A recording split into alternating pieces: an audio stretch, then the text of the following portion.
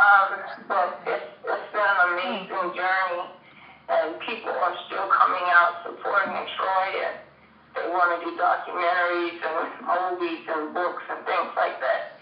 And Troy wanted everybody to continue fighting against the death penalty. He wanted everybody to fight, and get involved. If you know people in Georgia, we need people, because we're going after the legislature in January to help abolish the death penalty with a bill. And we're going to be working on a national legislation in Short Maine and state legislation to abolish the death penalty. But we want to expose Georgia. And that's what Troy wanted. He didn't want his death to be in vain. But he wanted people to understand that, even though they were spending time to kill him, he forgave the people that were killing him. And he said so before, he was killed. And, the lawyer said to us, and the ministers that Troy chose to watch his execution said that after Troy said what he had to say, to the guards and to the family, victim's family, said Troy just lied down on the gurney and he closed his eyes and said that they think Troy was gone before they even put any of the drugs in his arm.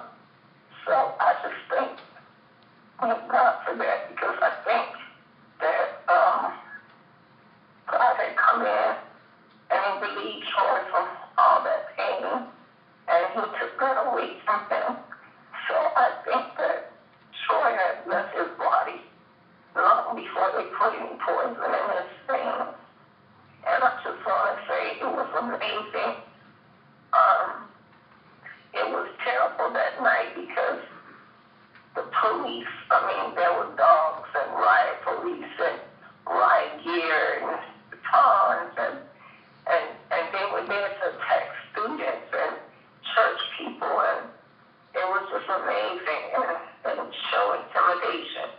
But we stood our ground, and people need to understand that it was something like out of a book from the 30s and 40s. But, it was one of those things that our people remained peaceful, and they loved Troy, and they chanted his name up until the time that they said Troy was pronounced dead.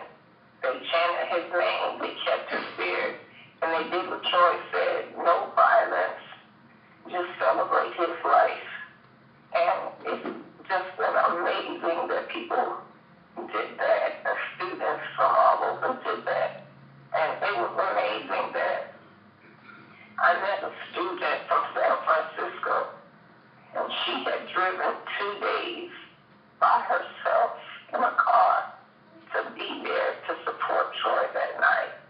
And she came up to me, and she said she didn't know what to say before Troy died, and she wanted people to know that she believed in Troy, and she just had to be there. But that was the type of dedication that people gave to Troy. And that was the type of movement that Troy had started, not just in the States, but all around the world. And I'm just so proud of people that are continually calling, asking, what can they do? And I'm telling them, we need to expose Georgia. We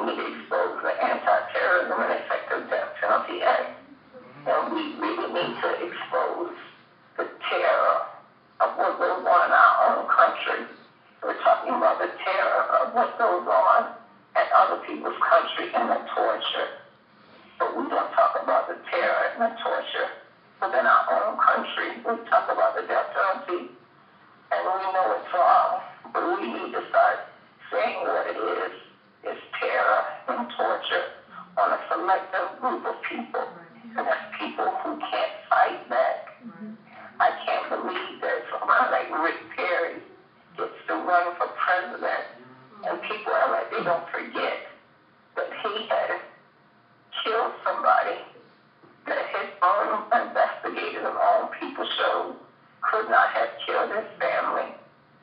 And he's running for president. If he gets to be president, what kind of state of our union will we have? We will have a murderer as a president. But look at all the judges that sit on the Supreme Court. They're nothing but murderers because they sit there and they sometimes wait for hours and hours and let someone languish back and forth in their cell until they decide they're not going to do anything and that person dies.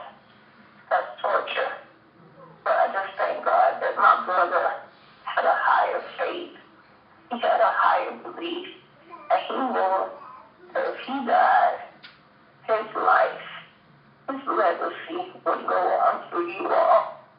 And I want you to know that when you hear the name Troy Davis, when you see the t-shirt, I am Troy Davis, we think about we have strength, we have faith, and we may not always have the numbers, but as long as we stand up, as long as we stand tall, we will eventually win. And I just thank you.